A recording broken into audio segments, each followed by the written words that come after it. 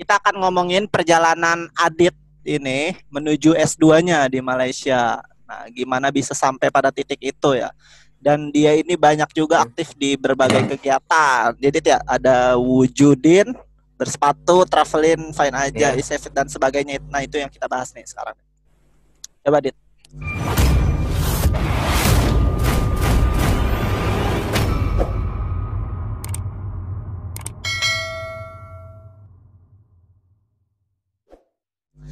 Mm-mm. Bisa diceritain gimana perjalanannya sampai bisa kuliah S2 di Malaysia? Apakah dengan beasiswa atau dengan apa gitu? Nah, dari mulai kapan itu? Mungkin Oke. dari lulus itu ngapain gitu-gitunya bisa diceritain tuh. Silakan deh. Siap. Ya, jadi ini menarik ya perjalanan perjuangannya gitu untuk sampai bisa ke IUM ini ya kan. Uh, Jadi berawal dari dulu tingkat akhir kan bimbang tuh ya kan. Eh, Kalau bahasa zaman kerennya sekarang tuh QLC ya, quarter life crisis ya kan. Jadi fase-fase di umur 20-an yang kita mulai gamang ya kan sama diri kita sendiri siapa sih gitu kan. Mencari jati diri lah gitu. iya, iya. Proses menuju dewasa itu. Nah, Ana tuh nggak sadar waktu itu ya tadilah Ana sebenarnya dari semester 6 akhir itu udah udah disetujuin penelitiannya. Jadi tinggal turun lapang. Jadi sebenarnya semester 7 juga kalau mau diusahain bisa tuh selesai gitu. Oh, Cuma Ana nggak sentuh tuh skripsi karena mas, tadi bingung kan setelah lulus mau ngapain ya gitu. Jadi masih takut lah ya kan. iya, iya, Takut iya. nanti malah lulus malah jadi Pengangguran apa duluan ya. namanya beban negara ya kan gitu. Nah akhirnya ya udah semester 7 kan masih ada kuliah, ada 3 sampai 4 kuliah lah waktu itu. Nah semester 8 mulailah, ya udahlah Bismillah kerjain. Anak mulai kerjain dari bulan akhir Februari atau awal Maret gitu skripsinya, ya kan. Nah tapi anak masih belum nemuin tuh uh, tujuan yang jelas setelah anak lulus mau ke mana ya kan. Iya, iya. Sampai menjelang lulus baru tuh istikharah lanjut S2 atau kerja ya kan. Nah ternyata dari istikharah itu kalau yang anak dari SMA ke S1 itu kan jawabannya mimpi ya. Kalau Mm-mm. ini jawabannya ada alumni sekolah dulu kakak tingkat di SMA yang dia tiba-tiba ngajakin ketemuan, terus tiba-tiba setelah ketemu itu ngasih hadiah. Nah hadiahnya itu ternyata buku tentang scholarship kan, tentang beasiswa lah, itu tentang perjalanan orang-orang yang sukses dapat beasiswa. Nah itu mulai kepikiran kan, tapi Anda masih belum terlalu yakin dari apa emang harus lanjut S2 ya gitu kan. Nah itu sempatlah kepikiran di sana. Cuma tadi kan setelah lulus wisuda itu kan Anda masih belum ketemu jalan buat lanjut S2-nya gimana. Oh, sampai Masih wisuda belum bentur belum lah. itu. Belum tahu ya kan. Gimana nih cara buat lanjut S2 ya? Ya kan belum kebuka lah jalannya. Karena Ana tuh pengen lanjut di emang di IUM ya kan. Kalau nggak IUM kampus yang lain paling kalau terkenal untuk ekonomi syariah di Durham ya kan, di UK kan, di Inggris. Cuman kan tadi biayanya gede banget pasti kan. Dan Mm-mm. Ana bingung nih gimana ya. Pas Ana ngeliat LPDP pun nggak ada list IUM di sana gitu. Karena di LPDP kan sekarang lebih fokusnya ke lokal ya, kampus-kampus lokal gitu di Iya. Indonesia gitu, ketimbang yang internasional gitu. Nah, soalnya udahlah bingung, sempat ini juga tergoda untuk ikut daftar di beberapa instansi yang prestis lah kayak misalnya Bank Indonesia ya kan, terus Oh, juga ODP di perbankan syariah lah ya kan. Nah tapi itu karena ini aja sebenarnya, karena ikut-ikutan aja ya, teman ikut kita ikut soal kayak gitu ya kan. Jadi jadi sempat daftar jadi anak juga tuh ke sana-sana gitu. semua daftar, terus itu juga sambil ngejalanin bisnis kan, jadi sambil ngejalanin bisnis ya. Terus juga akhirnya uh, anak ketemu nih di kegiatan mentoring leader dari antum, ikut nggak mentoring leader yang Eh, dari enggak, himpunan alumni? enggak ikutan Enggak ya. rekomendasi. Jadi pas di mentoring leader ini, Qadarullah Ana diketemuin sama Pak Imam Teguh Sabtono ya kan. Itu Beliau tuh ini mantan acara dirut. program itu waktu kapan itu dibukanya, Dit? yang ente daftar itu? Jadi dibukanya itu setiap bulan, kalau nggak salah setiap bulan September apa ya. Oh, setiap Jadi tahun itu dibuka. setiap tahun. Ini udah gelombang kedua nih, batch kedua ya kan. Oh, ente Nah, daftar batch kedua. Ana pertama. Oh, Ana pertama kali. uh, Nah, beruntung yang pertama itu kan lebih spesial ya karena peserta yang ikut nggak begitu banyak gitu yang ya daftar. iya, Jadi benar. untuk seleksinya nggak terlalu berat dan mentornya juga melimpah. Jadi bisa dibilang kayak privat mentornya itu. Jadi satu one by one gitu.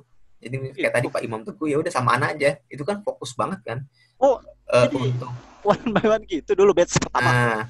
iya, batch Masya pertama Allah. gitu. Sampai batch kedua yang daftar kan melonjak besar banget sampai 500 yang daftar. Kalau Iya. dulu batch satu yang daftar cuma 90-an gitu. Oh, Kayak gitu. Nah, jadi ini juga salah program satu pertama kali inovasi ya. diadain itu ente gitu, daftar batch pertama berarti gitu ya? Mm-mm. Program Iya, baru ya? ya daftar batch pertama. Nah, ya, program baru. Nah, ini menarik banget karena dipertemuin fresh graduate kayak kita ya kan yang masih galau, yang masih bingung sama arah hidup ya kan. Nah, dia pertemuin sama alumni yang udah sukses di bidangnya masing-masing. Minimal level direktur lah, direksi perusahaan gitu. Nah, Ana tuh tadi akhirnya pada Rasulullah dipertemuin sama Pak Imam Teguh Sabtono. Beliau Dirut BNI Syariah, mantan Dirut BNI Syariah ya, yang sekarang jadi wakil ketua Badan Wakaf Indonesia sama komisaris global wakafnya ACT gitu. Nah, dari sana, nah ini juga awalnya kan dulu Ana pengen, yang tadi Ana bilang ya, daftar di BNI Syariah karena pengen belajar kan sebenarnya. Jadi Ana itu ikutnya yang ODP gitu lah, yang ada kelasnya gitu. Karena pengen belajar lah. Tapi kalau ya kan nggak lolos gara-gara ini, tahu nggak apa? Karena tes ini masa tes wawancara psikolog kan yang gagalnya. Berarti kan sempat ini kan ngerasa kok bisa gagal di wawancara psikolog, berarti apa kejiwaan ada yang salah gitu. Terlalu radikal itu jawabannya. Itulah. Tapi kadarullah ternyata diketemuinnya langsung ya kan, bisa belajar langsung sama mantan dirutnya ya kan. Ini Masya Allah nih, mantan dirut yang hijrah lah dari perbankan ke wakaf gitu. Nah, terus pas ketemu Pak Imam, singkat cerita, Ana disuruh kan nyeritain life plan. Nah, terus pas nyeritain life plan karena masih galau ya kan, nih gimana. Ya udah, udah bikin kan dulu sebelumnya, udah bikin life plan di tingkat akhir. Tapi tadi karena setelah lulus bingung, akhirnya nggak yakin sama life plan itu. Jadi kayak cerita tuh gimana ya, kayak cuman bacain doang gitu. Jadi nggak ada semangatnya gitu. Nah, sampai Pak Imam tuh ngoreksi kan, nyentil lah ya kan. Bilang ke Ana, kamu tuh kayak ngomong gak ada auranya gitu, nggak yakin sama apa yang kamu omongin gitu. Ya, Oh, coba kamu, Ana tuh dulu disuruh sama beliau, coba kamu nanti pikirin lagi, berkontemplasi ya, atau muasabah muakobah ya kan, bahasa soalnya tuh. Kata beliau, coba evaluasi apa yang salah, apa yang perlu diperbaiki, terus kamu rancang lagi life plan yang baru. Nah, mulai di situ Ana sadar, alhamdulillah tuh disadarin sama beliau, dan akhirnya mutusin untuk ya udahlah, apa, Ana coba evaluasi diri. Nah, waktu itu kan paling enak mau evaluasi diri itu di masjid dan malam-malam kan. Tapi Ana waktu itu kondisinya lagi di Depok, bukan di Bogor. Kalau di dekat IPB kan bisa kalor ya. Jadi waktu itu harus nyari masjid, nyari masjid yang buka 24 jam ya kan. Nah, ternyata nggak ada ya kan. Susah di Depok nyari masjid yang buka 24 jam, rata-rata kan udah pada dikunci ya. Sampai iya. akhirnya minta minta temen nemenin ya kan. Itikaf bukan di bulan Ramadan waktu itu ya kan. Terus izin ke Masjid Balai Kota Depok ya kan. Tahu ya yang di Margonda tuh. Nah, terus sampai izinnya tuh harus pakai KTP. Jadi ngasih KTP kita itu supaya dipercaya bukan apa teroris. Ya udah, akhirnya pas di situ Ana coba evaluasi diri, dan ternyata Ana nemuin tiga pokok kesalahan Ana. Pertama, Ana ngerasa setelah lulus tadi ya kan, Ana jadi semakin jauh sama Allah. Hmm. Yang kedua, Ana ngerasa belum dapat restunya nih, ridhonya orang tua, ya kan? Ana belum cerita lebih jauh tentang rencana Ana mau lanjut S2 ke orang tua. Nah, yang ketiga, Ana ngerasa Ana jadi apatis. nggak peduli sama orang lain, ya kan? Jadi pedulinya sama diri sendiri aja. Karena tadi, ya kan, ketika selesai di formasi, selesai di forum alumni sekolah, ya kan, akhirnya sempat ngerasa, ah udahlah, cukup lah ngebantu orang lain. Sekarang saatnya saya yang survive, ya kan. Jadi Iya, iya, iya. kasarnya tuh gua aja belum jelas hidupnya, ya kan, ngapain ngurusin orang lain gitu kan. Dulu Iya, iya. sempat kayak gitu kepikiran. Nah, tapi ternyata salah banget gitu. Kan dulu tuh selalu di doktrin dengan dalil Muhammad ayat 7 ya. Dan yang apa, barang siapa yang menolong agama Allah, ya kan, maka akan ditolong sama Allah dan diteguhkan Iya, iya. kedudukannya. Nah, Anda ngerasa dari anak masuk dari SMA kayak kuliah, terus selama kuliah, Anda ngerasa tadi justru kegiatan-kegiatan anak di Rohis, di KPMD, di formasi, terus di sekolah, itu yang bisa dibilang ngebantu Ana, ya kan, ngebuat Ana jadi lancar sekolahnya, lancar kuliahnya, bisa ikutan event-event itu. Ana Benar-benar. ngerasa di situ. Dan justru pas Ana ngilangin itu semua, ya kan, ngilangin itu semua, malah Ana nggak bisa ngapa-ngapain gitu, karena nggak ditolong sama Allah gitu, Benar-benar. ya kan. Nah, akhirnya di situ mulailah kepikiran, haruslah nih kita bikin satu apa tadi, gerakan-gerakan kebaikan yang lainnya gitu. Nah, kalau kita udah selesai di organisasi kampus, di sekolah juga alumni sekolah udah selesai, ya udah bikinlah sendiri gitu.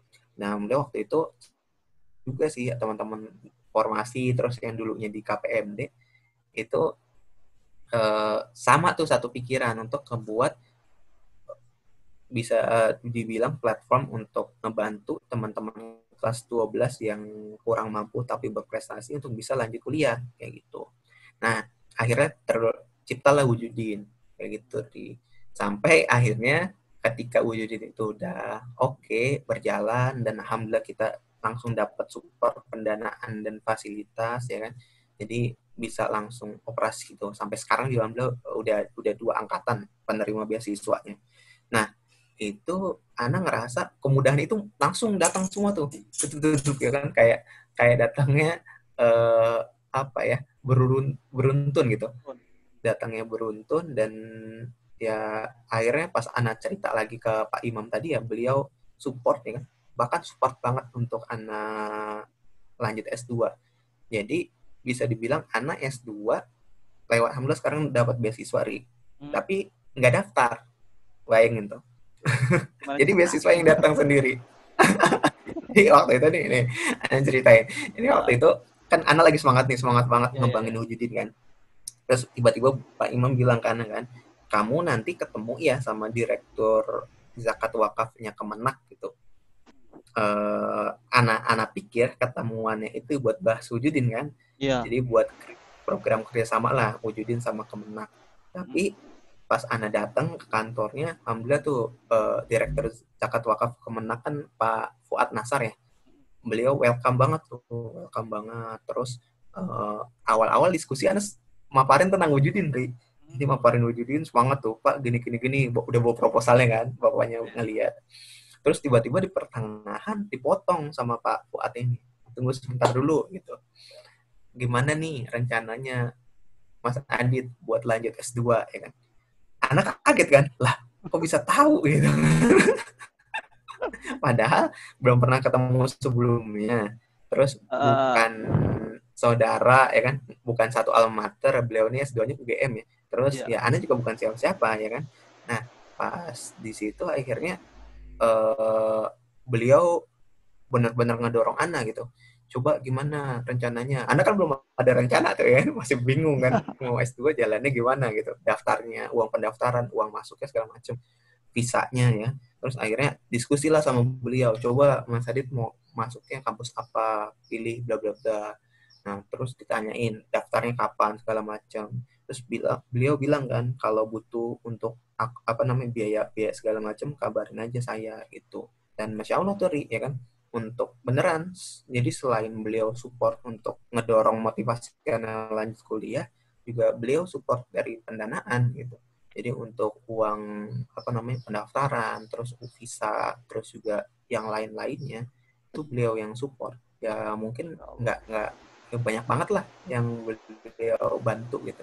Nah, akhirnya Ana daftar, terus dapat LOE-nya, lolos ya kan. Nah, setelah itu Ana ngabarin ke Pak Fuad sama Pak Imam. Terus Pak Imam bilang, ya udah kamu coba bikin CV kamu ya kan. Nanti saya bantu sebar ke beberapa lembaga yang saya kenal gitu. Nah, akhirnya Ana buat ya kan. Itu juga dibuatin CV Ana sama teman Wujudin ya kan.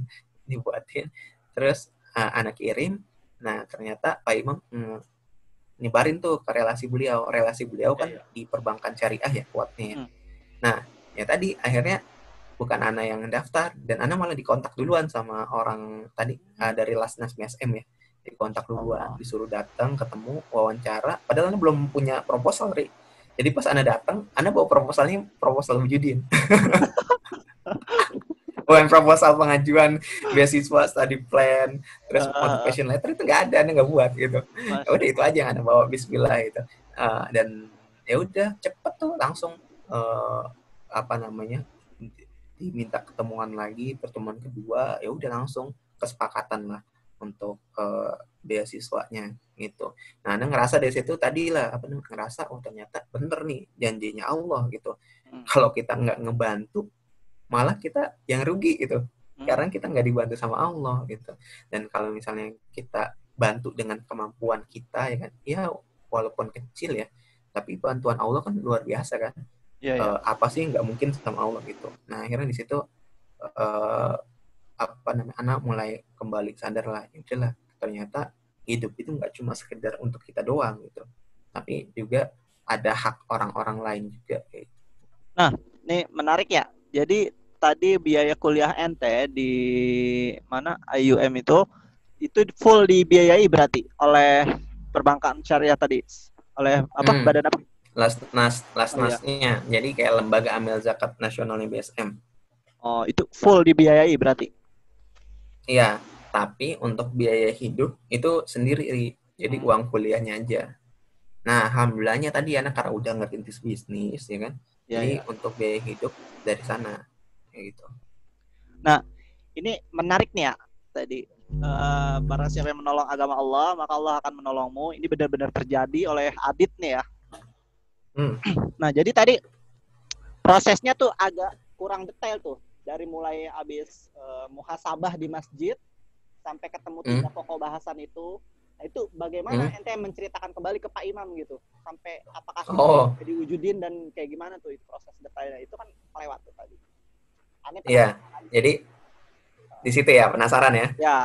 Jadi akhirnya di situ anak ngerasa kan 3 poin penting kan.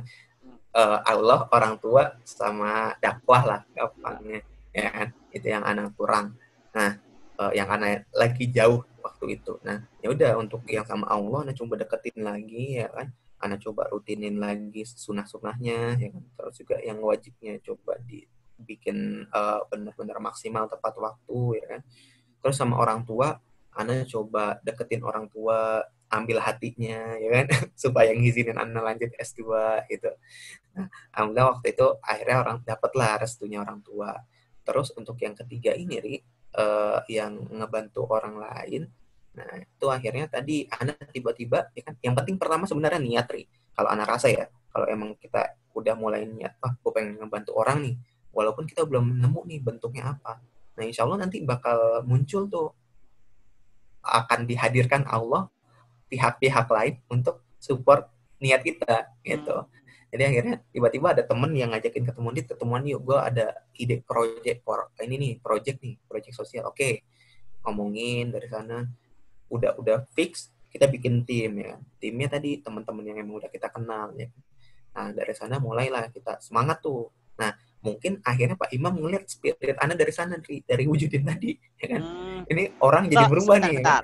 Jadi Nah, setelah itu hati hmm. ente tuh makin mantap buat lanjut S2 dulu tuh. Sampai ketemu Pak Imam menyampaikan apalagi maksudnya gitu.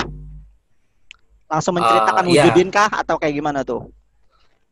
jadi waktu itu ya tadi apa namanya tiba-tiba setelah mana ikut wujud apa ngebangun wujudin ya kan itu kan salah satunya tadi ya kita ngebantuin teman-teman pelajar buat lanjut S1 ya kan. Ya, Nah kita juga punya spirit nih di tim ini ya kan gimana caranya kita sendiri yang baru lulus S1 itu bisa punya semangat untuk nerusin lanjut S2 gitu. Oh, Masya Allah.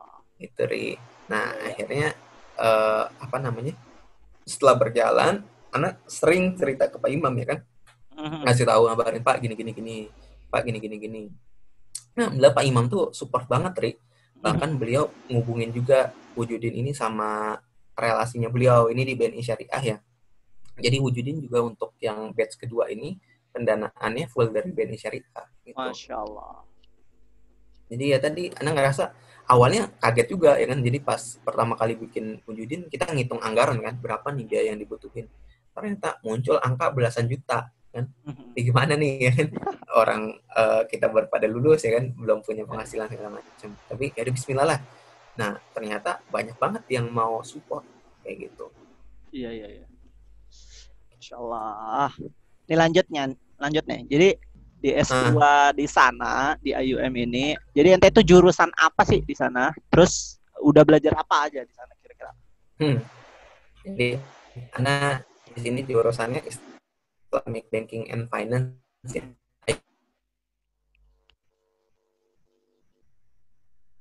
IBF. Jadi sama mirip sih kayak ekonomi sama bedanya ini kayak di IPB yang Anda bilang tadi ya. Nah, ini dia lebih spesifik tentang Islamic Banking and Finance. Nah, terus belajar apa aja sih? Nah, pertama untuk tingkat 1 ya kan.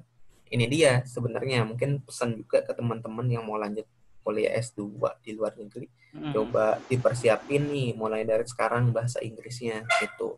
Karena memang kalau di luar itu full English ya kan. Itu uh, kalau di IUM kalau nggak English Arab gitu. Pilihannya itu. Pilihannya Kan dua. nggak mungkin Anda ngambil Arab ya kan. Ya udah English Anda ambil ya kan. Cuma tadi Ana harus ikut kelas bahasanya dulu di semester 1 gitu untuk bisa apa lolos bahasanya lah gitu. Ya, ya, Jadi ya. semester 1 Ana fokus bahasa dan itu ya alhamdulillah sih benar-benar terpacu lah. Soalnya kan kalau dulu belajar di Indo agak kurang termotivasi kan karena teman-temannya juga Indo ya kan gurunya juga ngajar pakai Indo ya kan. Ya, ya. Nah, kalau ini gurunya ngajar pakai English terus teman-temannya juga beragam dari berbagai negara ya kan dan itu dia menarik nih ternyata di sini banyak banget orang-orang Afrika yang belajar di sini yang jarak dari negaranya ke Malaysia itu lebih dari 24 jam perjalanan sekitar 30 jam perjalanan udara ya itu semangat-semangatnya Masya Allah banget tuh mereka buat nuntut ilmu di negara lain itu. Nah, di situ di semester 1 mulai banyak tuh teman-teman dari luar ya kan. Terus banyak belajar bahasa kebudayaan mereka. Nah, semester 2 ini mulai masuk nih materi-materi yang sesuai jurusan ya kan. Kayak belajar Islamic Financial System ya kan. Kayak apa ya?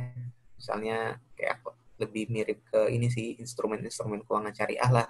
Terus juga ada lagi belajar tentang zakat, Anda ngambil zakat. Terus ada lagi belajar tentang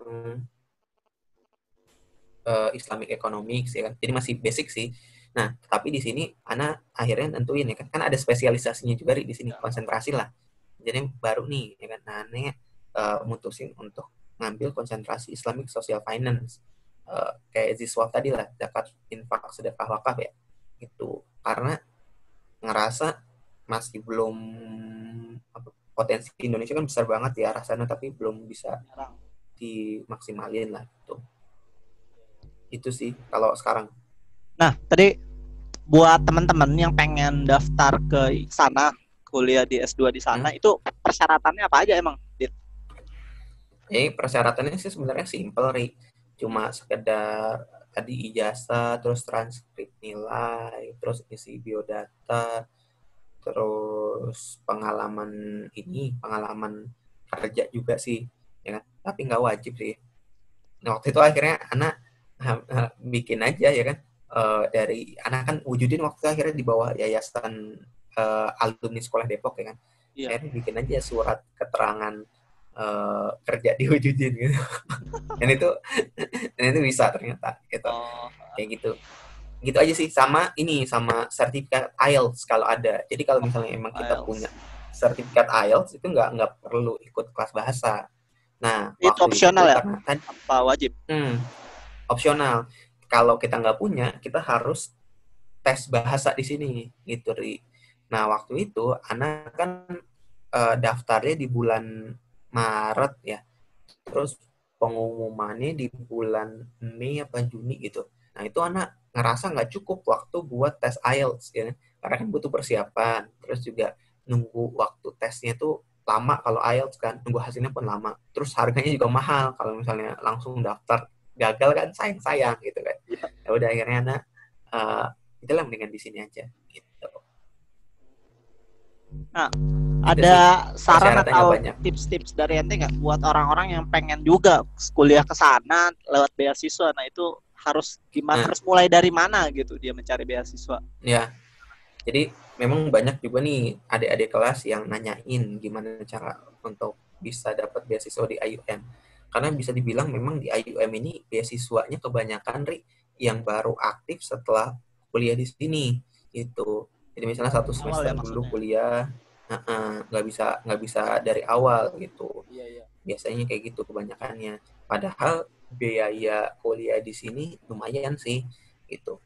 Nah, makanya saran sih pertama niat dulu benar-benar dikuatin istiqoroh untuk lanjut kuliah di luar negeri ya kan.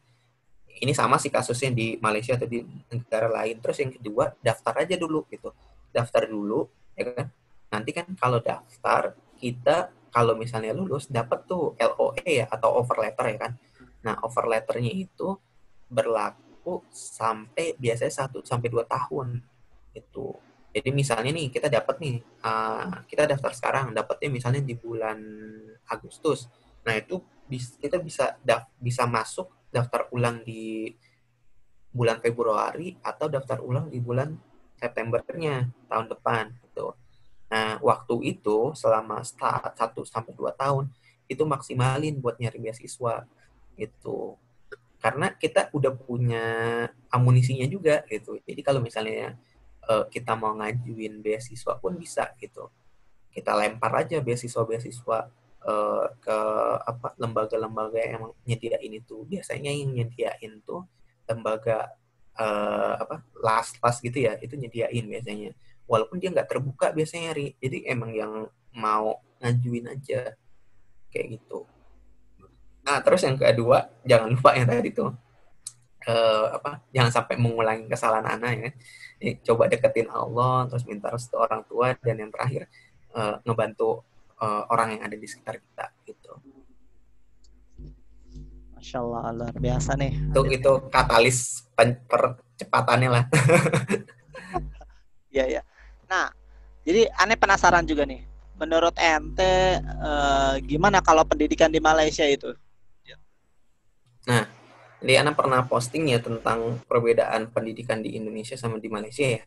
Jadi memang kondisinya di sini pendidikannya lebih merata, Ri, gitu. Rata Terus tuh juga gimana? merata tuh hampir semua kampus, semua sekolah itu nggak ada gap mana unggulan, mana nggak unggulan gitu. Maksudnya dari Cuman segi di bed, fasilitas sama pengajar itu juga merata? jadi kan kalau di Indonesia kita ketahuan banget kan, misalnya nih Iya, top 10 kampus ya kan, iya, sama kampus yang swasta itu beda banget kan, iya kualitas benar-benar. sama kesempatan dia dapat kesempatan apa pasca kampusnya gitu, karir pasca kampusnya.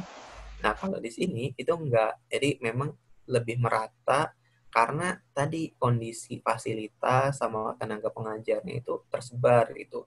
Dan perbandingan antara murid, mahasiswa dengan dosennya itu enggak sejauh kita. Kalau gitu kan banyak banget ya 1 banding 100 misalnya. Oh, Kalau di sini iya, lebih iya. lebih sedikit gitu 1 banding belasan sampai 20-an gitu. Oh, Kalau yang sampai mahasiswa ya. iya, Nah, iya. terus yang kedua ini Ri, Ana ngerasa juga di sini karena Malaysia itu memang mulai terbuka sama ini kan lebih lebih terbuka sama dunia internasional kan. Jadi bisa dibilang mereka penggunaan bahasanya, language-nya itu lebih bagus lah untuk English-nya. Jadi mereka lebih terbiasa di sini. Terus juga yang paling mendasar mungkin ini salah satu hal yang Ana sempat kritisin di Instagram tentang bagaimana perbedaan gaji honor antara pengajar di Malaysia sama Indonesia itu jauh banget gitu. Kalau misalnya di Malaysia ternyata untuk guru sekolah aja itu gajinya 5.000 ringgit gitu. 5.000 ringgit itu sekitar 17,5 juta gitu, sebulan gitu. Nah, untuk yang ngajar kuliah itu sekitar 6.000 sampai 15.000, ya sekitar 50-an juta lah. Jadi emang akhirnya pengajar ini total fokus di bidangnya gitu. Kayak misalnya cekgunya Upin Ipin kan itu nggak sambil nggak ada usaha-usaha sampingannya gitu. Iya Nah, benar, akhirnya kalau ini sih jadi totalitas ya pengajar-pengajarnya ya. karena Ana ngerasa penting juga, Ana setelah dengar juga ceramah dari Ustadz Budi Asori kan, bagaimana salah satu penentu berkualitasnya pendidikan di satu bangsa atau suatu negeri ya tadi gimana caranya kita memuliakan dan menghargai gurunya ya kan. Kalau di Indonesia kan ya tadi ya kan, ya bukan mengurangi semangat dan keikhlasan guru ya, tapi emang ya ngerasa aja. Ana dulu sempat Ya, ngajar, Ana sempat ngajar tahu ya 3 bulan di SD IT UKI waktu itu jadi guru pengganti sebelum Anda dapat beasiswa sebelum kuliah ya. Jadi waktu itu sempat juga ya udahlah ini total kan bantu Judin juga ngajar juga lah. Dan itu juga mungkin salah satu pembantunya kan untuk dapetin beasiswa gitu. Nah, Anda ngerasa di situ gitu, ngerasa apa namanya di Indonesia tadi kita masih kurang memperhatikan bukan standar sih, hak-haknya guru gitulah. Jadi kalau Ana pas penelitian sebelumnya ya ke Lombok gitu, penelitian CBES dari XR IPB, nah itu ngerasa guru pas Ana wawancara itu hidupnya dia ngerasa apa ya, susah banget gitu, dia rasa ya kayak penghasilannya cuma 300.000 sebulan gitu, dan dia ngerasa perlu bantuan ya, itu kan berarti kita nggak menghargai itu. Sedangkan kalau di Malaysia bisa dibilang lebih menghargai, lebih memuliakan guru-gurunya, sampai akhirnya tadi dia bisa fokus, dia bisa total, dan murid-muridnya juga bisa dapat haknya dengan maksimal kayak gitu. Jadi kalau di Malaysia sendiri, Anda penasaran sebenarnya, dia tingkat pendidikannya itu apakah sama kayak Indonesia gitu? Maksudnya ada TK, SD 6 tahun, SMP 3 tahun, SMA 3 tahun itu nah ini sama apa? menarik nih. Jadi kalau di Malaysia itu ada sekolah dasarnya sama 6 tahun. Terus abis itu sekolah lanjutannya sekolah menengahnya ya itu langsung gabung SMP sama SMA 5 tahun itu. Nah, terus 1 tahun setelah itu ada kelas persiapan kuliah gitu. Jadi kelas persiapan kuliah ini kayak matrikulasi lah, tapi di kelas 12. Kayak persiapan bahasa, terus persiapan masuk ke dunia kampus, itu benar-benar fokus di situ aja tuh. Nah, jadi yang sebelumnya tuh di kelas 11 ini mereka udah selesai tuh ujian sekolah, terus segala macam. Nah, kelas 12 cuma buat persiapan. Nah, itu berarti kan kita ngelihat kan, fokusnya Malaysia emang udah masuk ke ranah gimana caranya anak-anaknya bisa kuliah gitu. Karena tadi Soalnya Aneh ada ngobrol kelas juga persiapannya. sama temen kemarin podcast yang sebelumnya juga sama si Bagas, dia kan di Polandia. Kalau di Polandia juga sama sih, hampir mirip-mirip dia. Ada sekolah ya? 6 tahun dan SMP SMA-nya digabung juga kalau di sana juga. Gabung, betul. Nah, terkait biayanya, apakah semua warga Malaysia itu dia mendapatkan pendidikan gratis nggak kalau di sekolah di negerinya sendiri gitu dia, atau kayak gimana, atau mirip-mirip kayak Indonesia juga gitu? Ana sih belum survei terlalu jauh ya kondisi tadi misalnya biaya sekolahnya di sini ya kan. Cuma emang kalau misalnya kita perbandingan sama kuliah ya Ria. Nah, yang Malaysia aja yang di IUM nih biaya kuliahnya jauh lebih murah ketimbang yang internasional gitu. Bisa dibilang yang internasional ini 5 sampai 10 kali lipat lebih mahal lah dari yang lokal gitu. Karena memang akhirnya jadi subsidi untuk mereka gitu. Nah, terus yang sekolah gimana nih kondisinya? Apa ada wajib belajar atau enggak? Nah, itu kan belum tahu ya. Cuma emang yang Ana dengar itu untuk yang sekolah misalnya yang kurang mampu di Malaysia kan, itu emang disupport banget sama pemerintahnya yang asli Melayu ya. Misalnya yang gajinya di bawah 3.000 ringgit, yang di bawah 10 juta, itu ada bantuan tuh setiap bulannya gitu dari pemerintah Malaysia itu. Cuma memang yang unik di Malaysia ini, eh, yang bisa dibilang mungkin salah satu bersyukurnya kita ya di Indonesia adalah di Malaysia masih susah untuk bisa nyatu nih antara tiga suku besar di Malaysia, tiga suku bangsa besar yang tinggal di Malaysia, suku Melayu, China, sama India.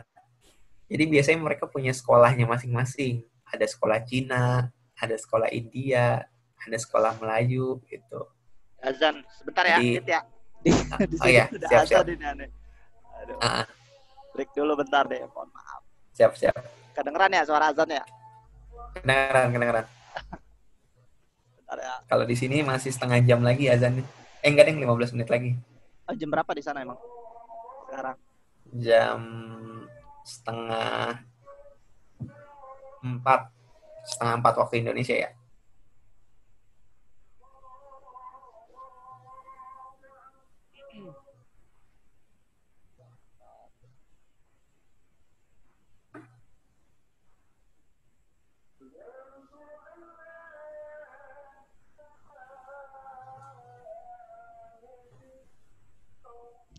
Ente keringetan, Dit. Agak panas nih. Soalnya di kamar Ana ini kan ada dua, ini jadi sekamar ini ada 2 orang kan, ada 2 kipas. Nah, yang ini kipasnya mati.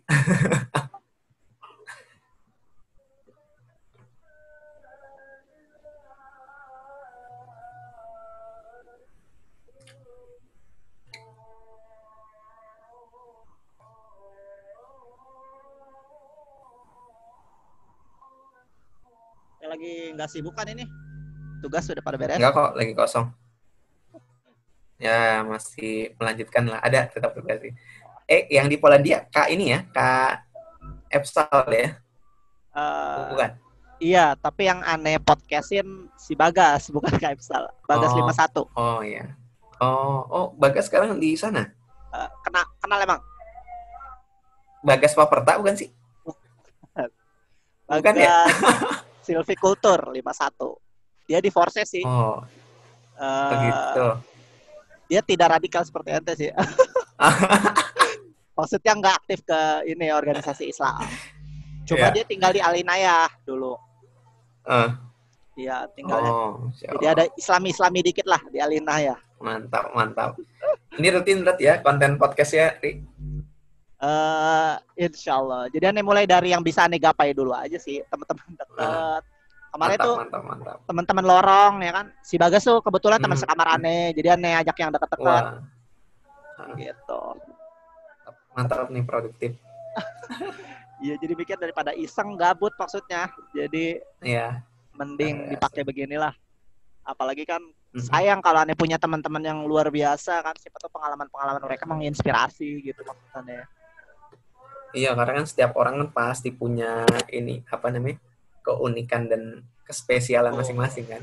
Menarik tuh untuk digali. Gitu, jadi aneh ya gitulah.